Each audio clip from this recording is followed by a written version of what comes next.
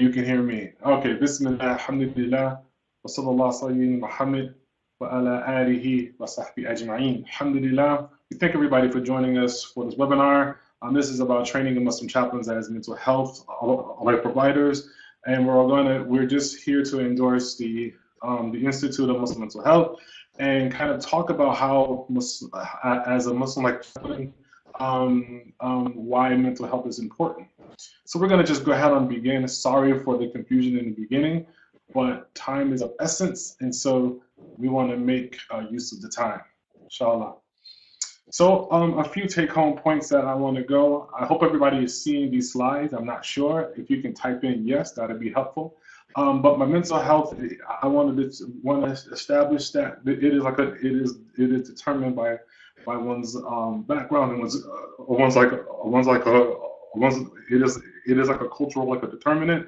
Working with religious leaders, imams, or chaplains, or community health workers, it is also it is based on evidence, and it is an institutional norm. The way that Muslim chaplains are becoming trained in the field, it is going to transform the roles of imams, and I want to describe how that is naturally happening throughout these slides.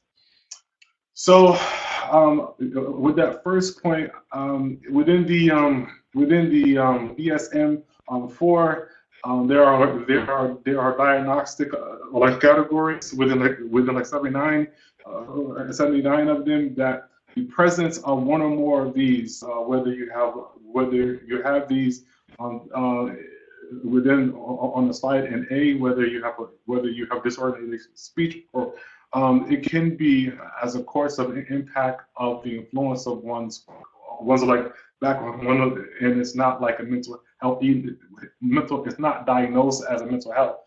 It also includes things that are response by one's background. If these are a normal response, then they're not diagnosed as mental health. So it is like a culturally bound that the DSM-4 even recognizes one's background as having an effect, and there's different names that they even include in there. So an understanding of one's background is very, very important. And so as a chaplain, having that knowledge is very, very important, so that you understand the intersections of people on what they bring. And what their background is saying, whether they're speaking or not, or it's in their body language, or with those who are in the room. You have to be very, very aware of that. And so this is a part of the care that a chaplain needs to know about. So the views on mental health are different views. So there's a biomedical model, there is a psychosocial model, there's also a moral model, and even a model of magic. There's a model of the spiritual and the religious, and there's mixtures of all of those above. And so we're going to discuss each one of those now. So we're going to look at the biomedical model. Many Muslims want a pill to just kind of feel better, but there's also a psychiatric model in the Muslim world where it's more biomedically based. And so, but we also have a traditional Islamic literature that did not conflict with medicine and science. And so if there is a psychiatric doctor who's saying you need a medicine, it is okay for you. As a matter of fact, it becomes binding on you to go ahead and follow that opinion. And so we need to realize that in our tradition, there is no wall up or barrier between Islam and medicine. And insanity has always been a part of the Islamic law. Once you're able at the age of 15, or when you're thought to have your faculties in mind, the Islamic law speaks to that. And so but for those who don't have the faculty in mind, then your requirements of the law is also reduced. So mental health and the law have always been a part of our tradition. And so understanding those nuances is what a graduate school should be teasing out for you.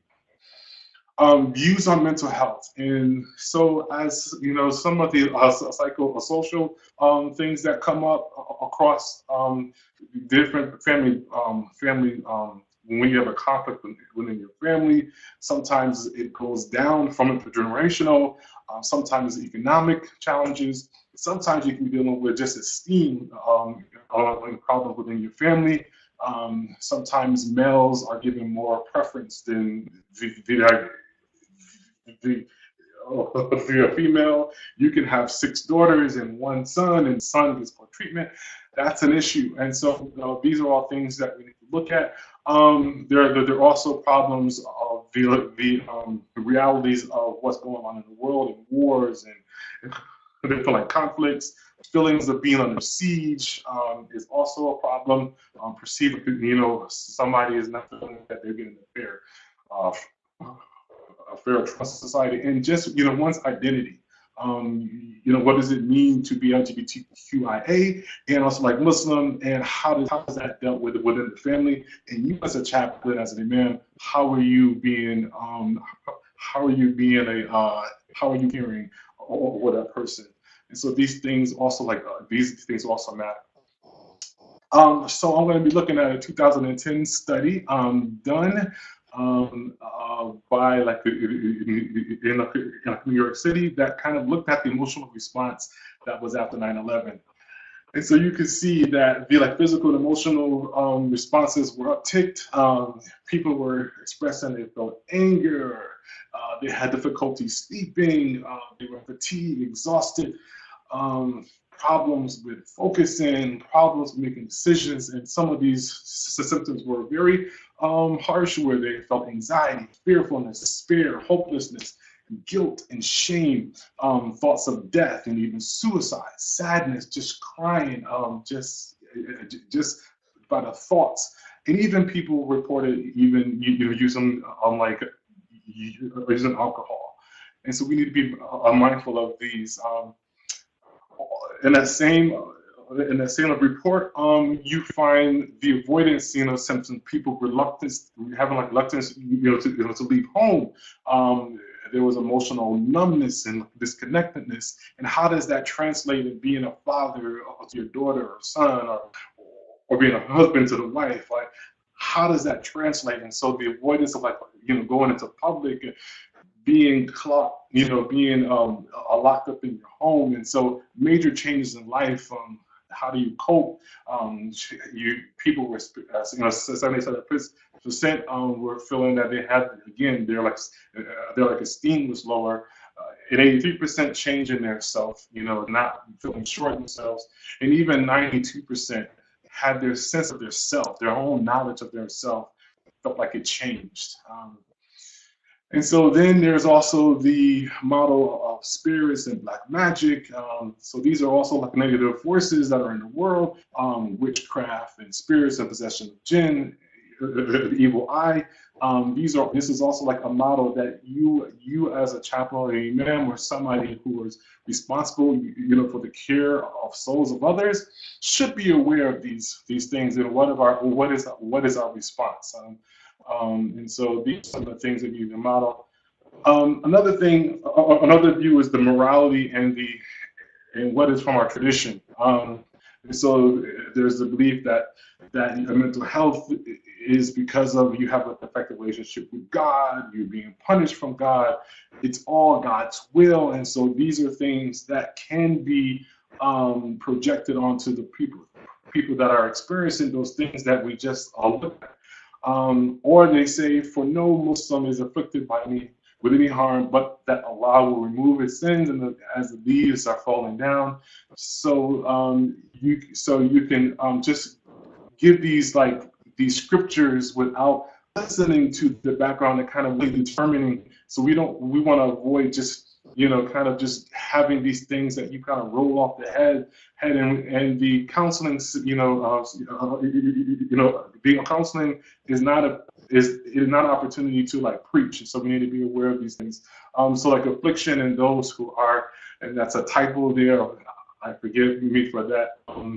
Those who have a disease in their hearts, God has increased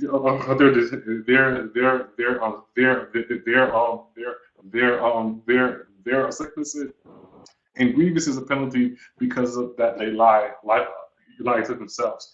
So we don't want to be judgmental. This is the point of this. Like, you have to be very, very mindful not to be judgmental, and know when to give the guidance and when to actually like refer out when you see these signs. But if you're not trained to identify these signs, you're going to go what you're most like used to. And these are the verses and texts that we've heard our whole lives. And so we need to be mindful of these things.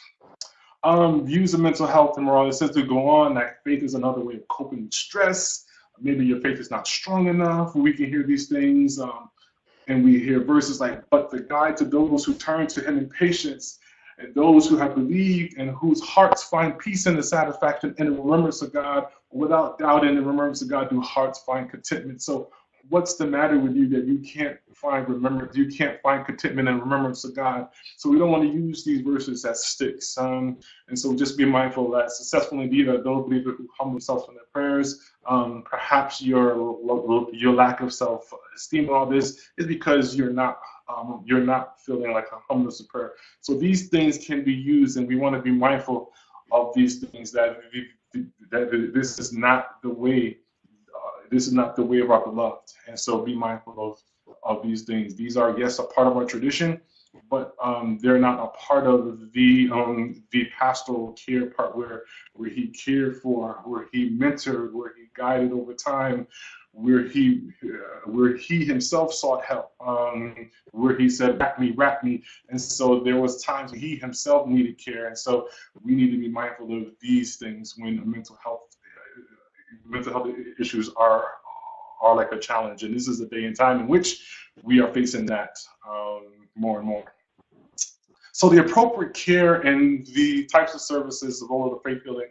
So we said that 84% believe, and that it is because the devil that has possession of the mentally ill person is that the stress, and it's a test of one's faith. Also, 88% of those who are in that like New York, the New York survey that we just mentioned, believe that an emotionally disturbed person can be cured by the use of the Quran and the Sunnah only. 88%. And then 88% believed in the use of a combined method of killing and medication in Western medicine. And so we need to find out where the person that we are dealing with, where they stand. Views on mental health also that are from the morality and Islamic faith is that the nurturing and the nourishing of the spiritual self, and the remembrance of God, and abstinence, and also like self-restraint, is also about the like virtues. And so these are things that also are part and parcel of our tradition. But we need to know how to use those in appropriate ways. Some take-home points that I want you to be mindful of, that again, mental health is a culturally determined thing. Working with religious leaders, imams and chaplains, or with criminally health workers, it is very cost-effective, and we're going to explain why further. And that the professionalization of Islamic religious authority, Islamic chaplains, is going to transform the role of imams. This is our hope, and so this is why we are encouraging people to be mindful of, and also encouraging mental health training over their imams. So you look on this chart, self-care and the informal care of the flock, or people having meals with each other, visiting the sick. These type of things, it doesn't cost much.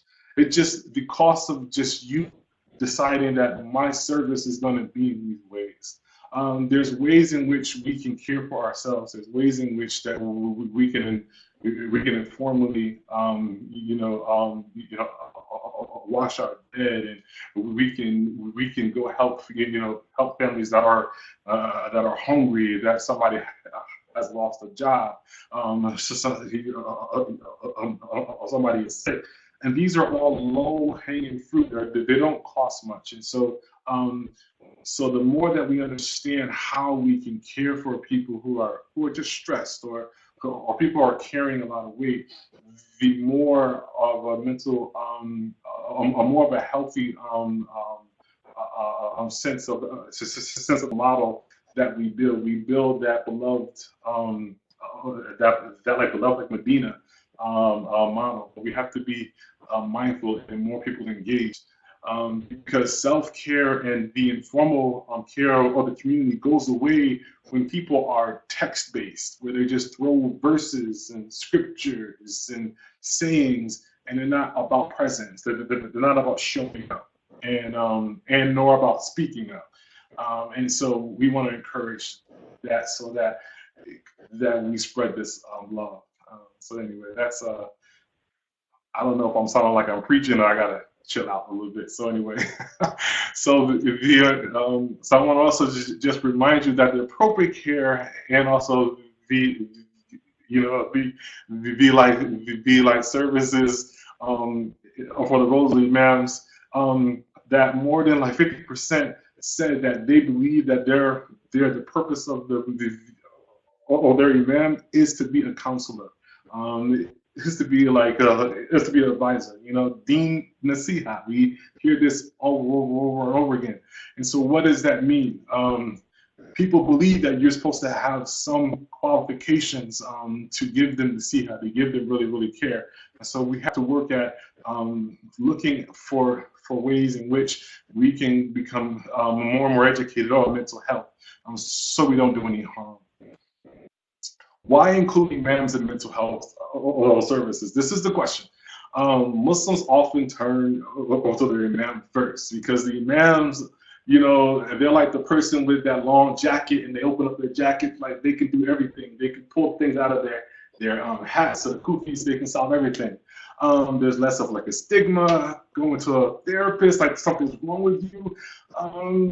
Less of that, may feel more connected because of the culture or the language. They're sharing the same food. They have the same, view of the world, and it's free. We don't pay our imams right, and so there's just low expectations of the imam, and so people almost want the fatwa. They almost want, like, what does Allah say I have to do? And meanwhile, mental health is spreading, and people are not becoming well. And people are marrying, and then their children are not becoming well. And so these are things that we need to work against.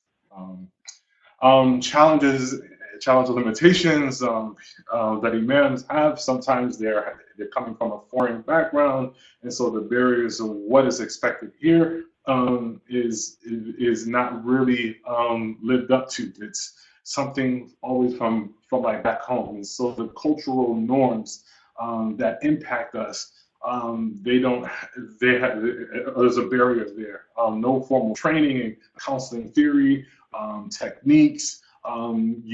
There's no way to identify if there's a higher level of mental health issues. They violate all these boundaries that we in grad school we learn not to cross. Conflicts with mental health professionals.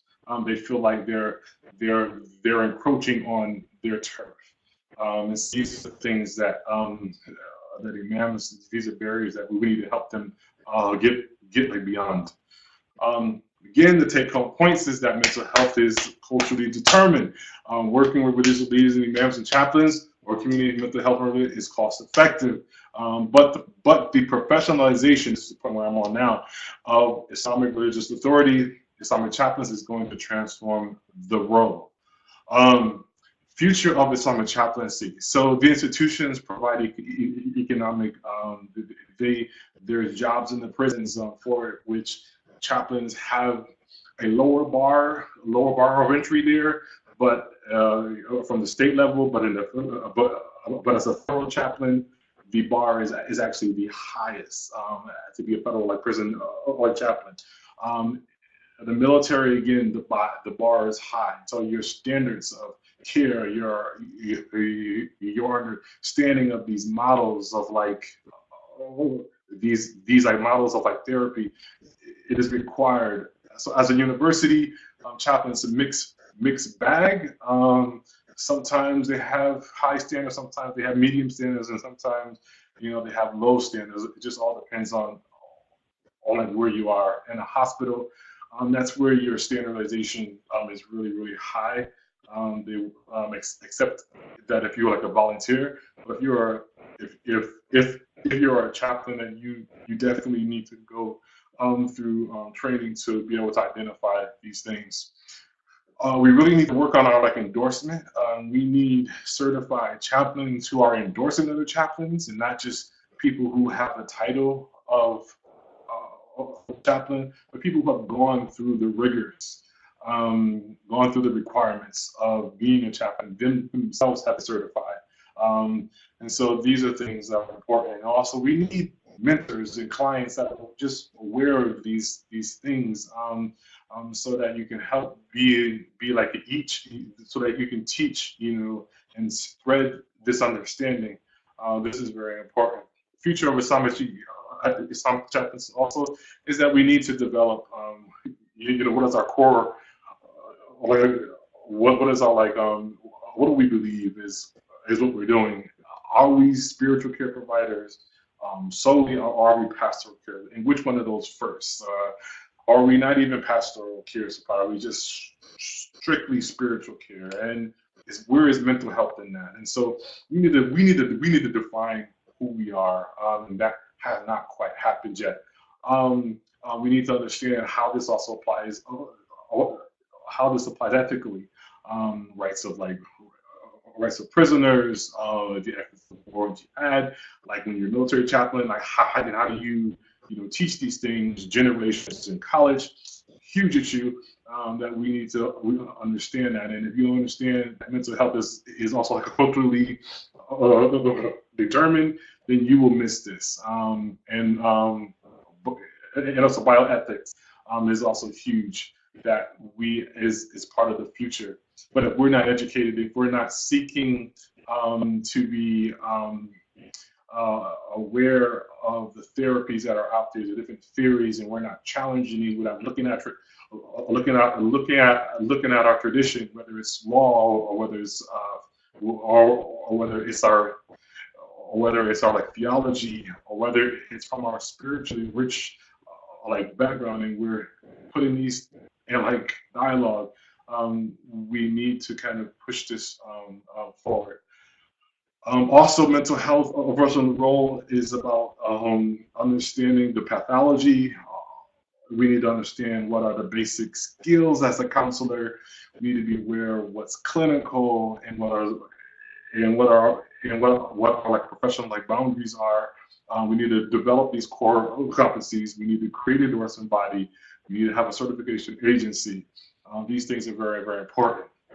And I'm here to say all of that is a part of that effort is the Association of Muslim Chaplains and the Institute of Muslim Mental Health. We're hoping to create a partnership. I'll sit on both of those boards, and we're hoping to create a partnership where we're able to educate imams and also chaplains, so that we're all in like a dignified. What happened here? What happened there? Okay, we were here. Okay, so please go to our website, the Muslim Mental Health. Our website is being like redone over now, and so there's a lot of good like resources there for you. We have like a conference that's coming up. We encourage you to do it. This year it's going to be in Arizona, but next year, inshallah, we're going to have it in like New York.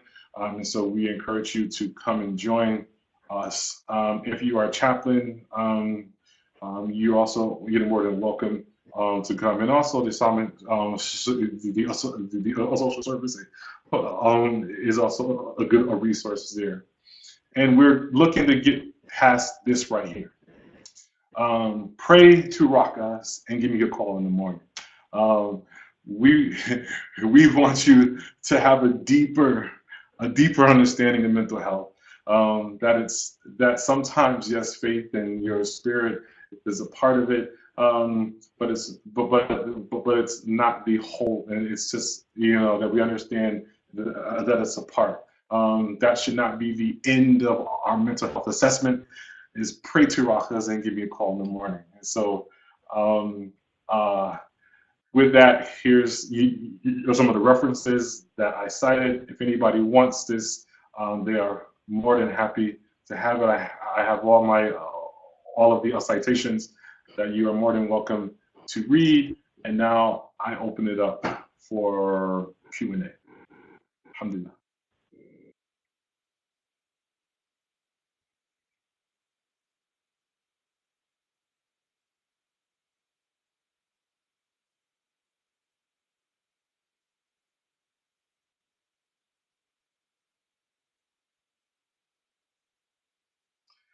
Okay. So to answer J Star, can you talk about what's going on right now in the field of Muslim mental health, and where you see chaplains getting into the future in that field? Well, the first thing I see, us fitting in to the field of defining what our standards are, or what are like, we haven't yet defined that yet. We haven't yet created like a certification on a model that we have like we have like equivalency, like respect in the field. A few of us are like stars in the field where we're individually, people are recognized. We have one or two here and there, but collectively as a body of like of a body, and so the only way we're going to get there is, I think, with this partnership that I'm hoping that we have with the Muslim Mental Health Institute, or the Institute of Muslim Mental Health, that they kind of help us to kind of form those and to like shape those, so that we become, or we are seen as as a legitimate like partner in the fields within these institutions, whether it's military, whether it's prisons, whether it's hospitals, or on the schools in which we serve.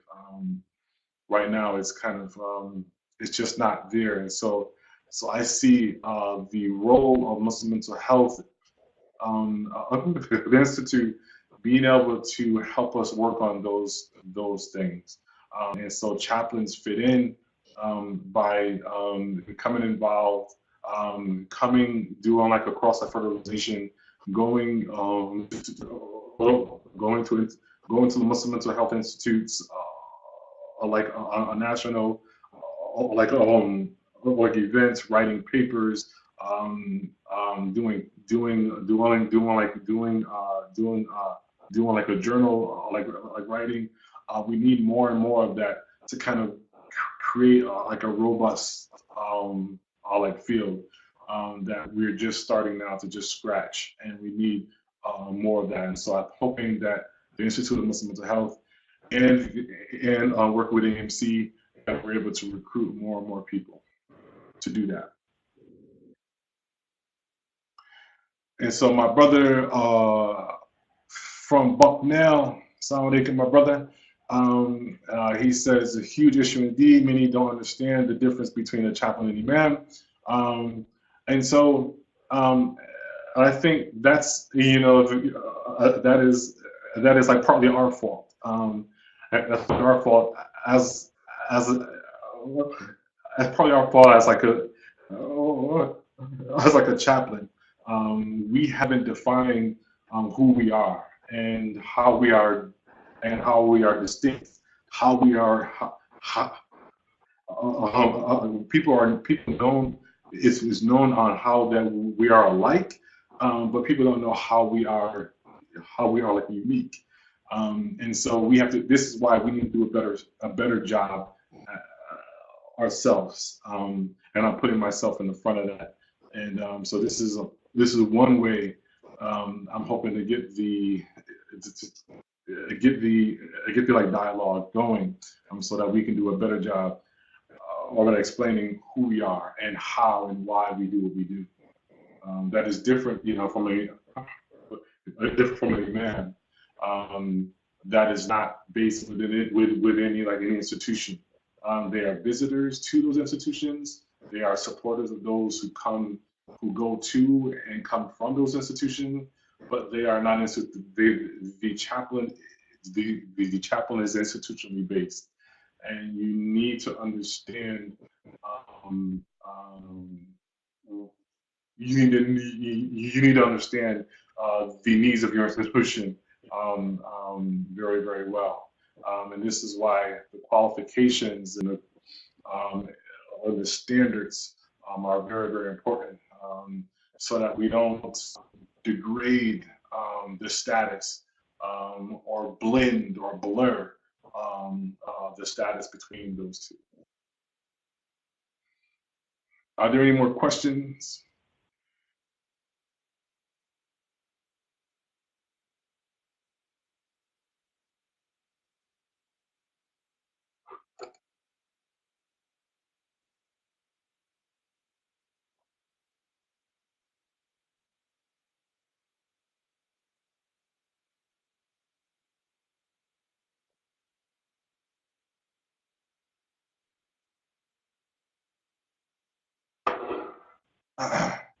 So we have a question from Imam Sheikh Abu Musa. First, I want to say assalamu alaikum. So he says every imam can be a chaplain, but not every chaplain can be an imam. Any thoughts? I think it's the reverse. I think it's the reverse, actually.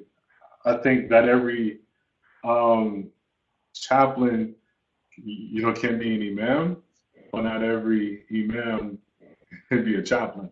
I think it's the reverse. So those are my thoughts. So if you would like to respond to that, sure, please do. All right.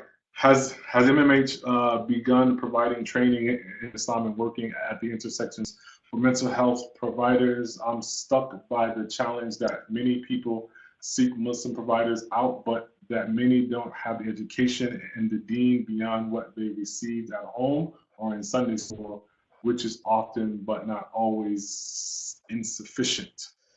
So the question is, begun providing training in Islam and working at the intersections of mental health. So basically, the Institute of Mental Health has a conference that they do once a year, where they invite people to come and speak. We have trainings online. We ourselves in our own webinars, but they're particularly around like mental health issues. We do have a training that's a part of our annual training that trains like imams on like identifying the signs of mental health. So we have like a certificate training that we do like training imams. But it's basic. It's not at the high level that it needs to be, but it is a beginning. The last year we had a training on dealing as like responders when you go into like a crisis. And so we were able to train all like imams on that. Let's see. Let's say someone in the Muslim is a Muslim and can't find a Muslim mental health provider. Yes. So go to the Institute of Muslim Mental Health or Muslim Mental Health, and we have a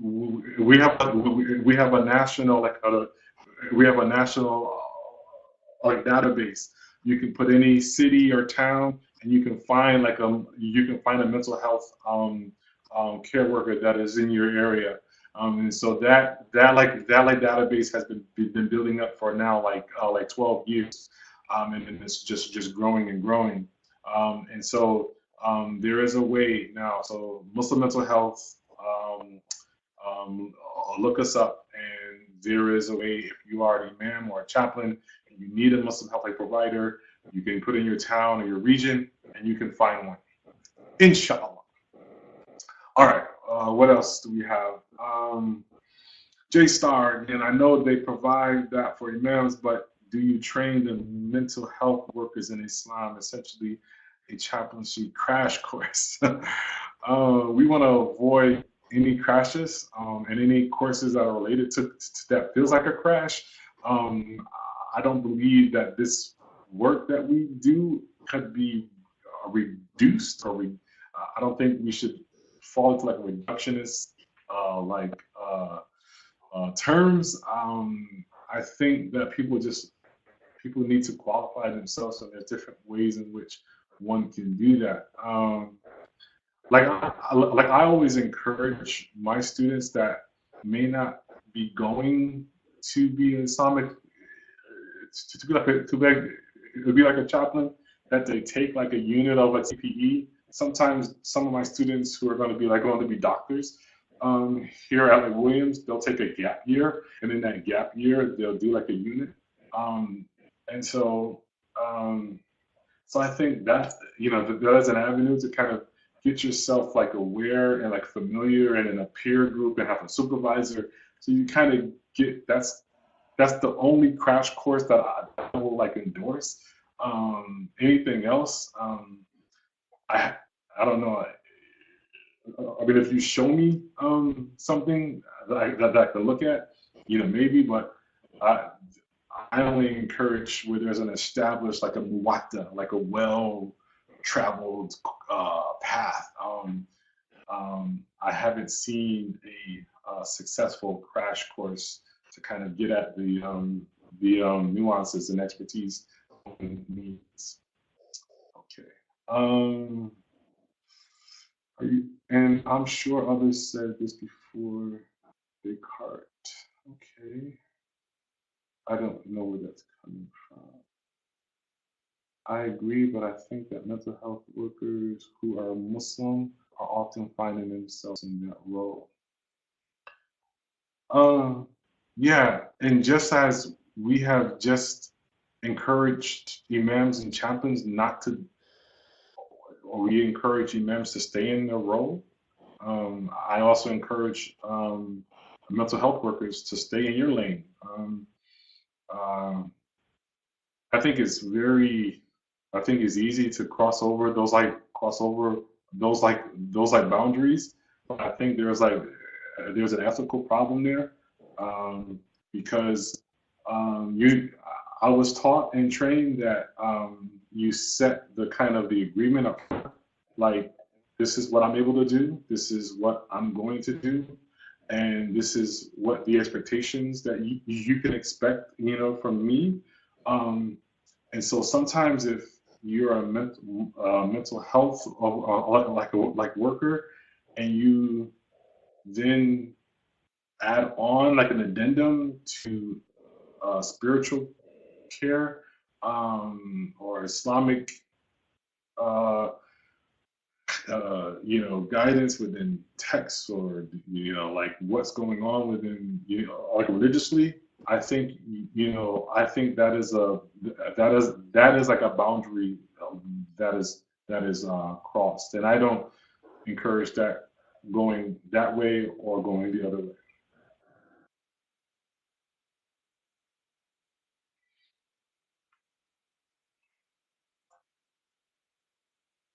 Any more questions?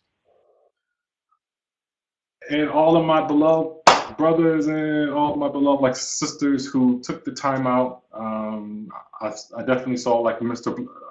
like Bajwa, Omar Bajwa. I don't know who else is online, but sending you my greetings and my salams from like Williamstown, Massachusetts. May Allah guide us. May He give us His aid.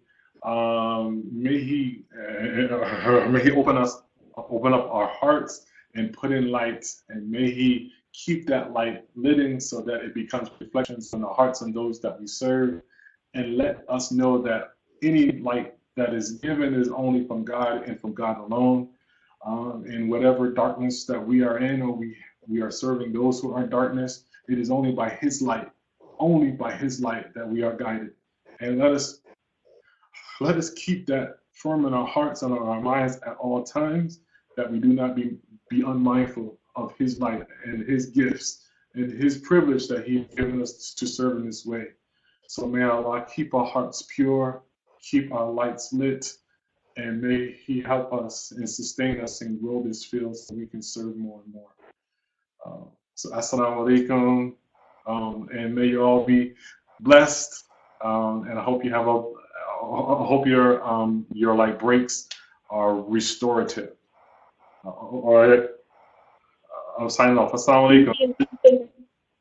Thank you so much, Ms. Raka, and AMC.